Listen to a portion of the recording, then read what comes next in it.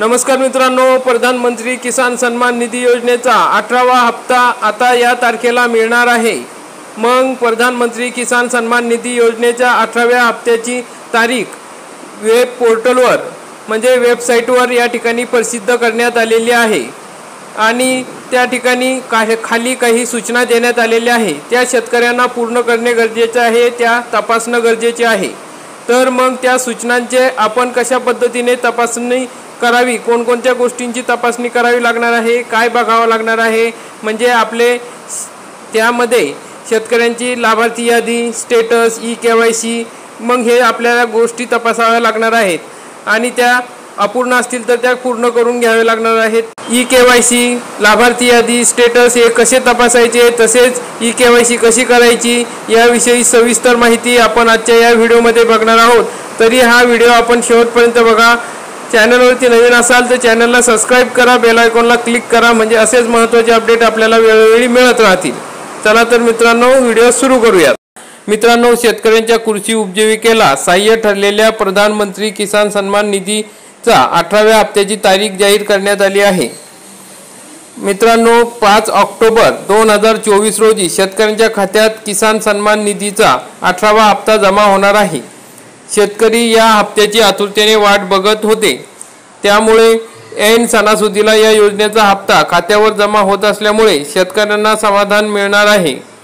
प्रधानमंत्री किसान सन्मान योजना संपूर्ण भारतातील शेतकऱ्यांना आर्थिक सहाय्य प्रदान करत आहे। या योजनेद्वारे शेतकऱ्यांची त्यांची उपजीविका वाढवून आणि कृषी क्षेत्रात त्यांचे योगदान टिकवून ठेवणे हे केंद्र सरकारचे ध्येय आहे।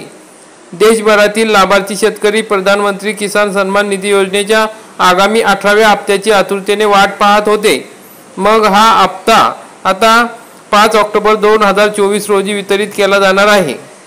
या योजनेचा 17वा हप्ता हा 18 जून 2024 रोजी 9.26 कोटीहून अधिक शेतकऱ्यांना वितरित करण्यात आला होता। पीएम किसान हप्ते प्राप्त करण्यासाठी शेतकऱ्यांनी त्यांचे ई-KYC पूर्ण करणे आवश्यक आहे। हे पीएम किसान पोर्टलवर OTP आधारित ई-KYC द्वारे किंवा बायोमेट्रिक आधारित ई-KYC साठी आपल्या जवळच्या सामान्य सेवा केंद्रांना म्हणजे CSC केंद्र यांना भेट देऊन केले जाऊ शकते। मग मित्रांनो, पीएम किसान ई-KYC प्रक्रियेसाठी आपल्याला खालील स्टेप वापरायच्या आहेत।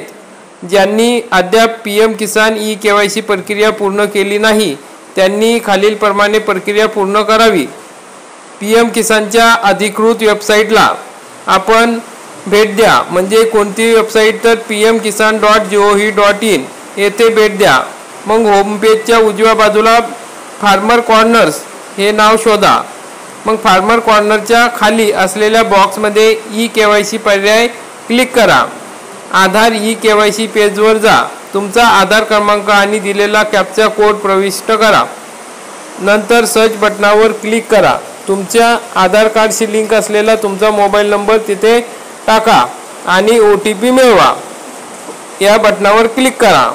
मग तुमच्या नोंदणीकृत मोबाईल नंबरवर पाठवलेला OTP त्या ठिकाणी टाका, म्हणजे तुमचे पीएम किसान ई-KYC यशस्वीरित्या पूर्ण करण्यासाठी सबमिट फॉर ऑथेंटिकेशन या बटनावर क्लिक करा। अशा प्रकारे तुमची ई-KYC या ठिकाणी पूर्ण होणार आहे मित्रांनो। नंतर मग तुम्हाला लाभार्थ्यांची जी स्टेटस आहे ते आपल्याला चेक करायचं आहे।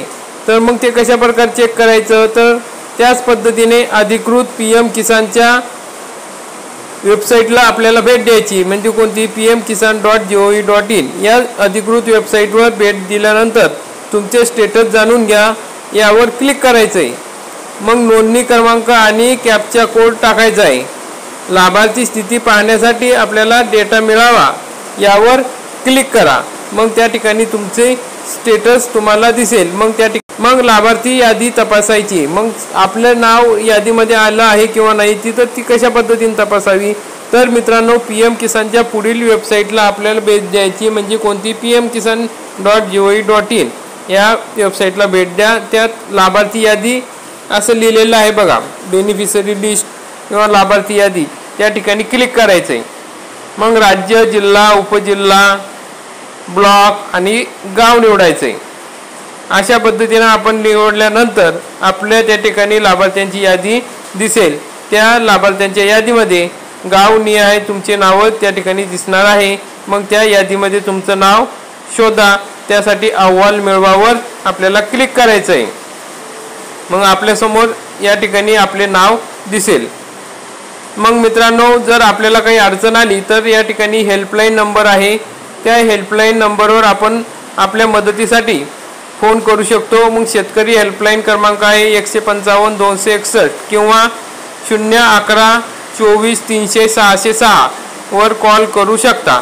अशा प्रकारे मित्रांनो 18व्या हप्त्या संदर्भात महत्त्वाची अपडेट आहे। आपल्याला ही सर्व गोष्टी चेक करून घ्यायचं आहे, कारण की 5 ऑक्टोबरला जो हप्ता आपल्याला मिळणार आहे त्या हप्त्यापासून आपण वंचित राहणार नाही।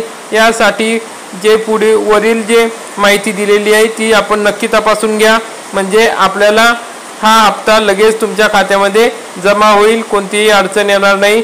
अशा प्रकारची महत्त्वाची अपडेट होती मित्रांनो। व्हिडिओला जास्तीत जास्त शेअर करा, चॅनलला सबस्क्राईब करा, बेल आयकॉनला क्लिक करा।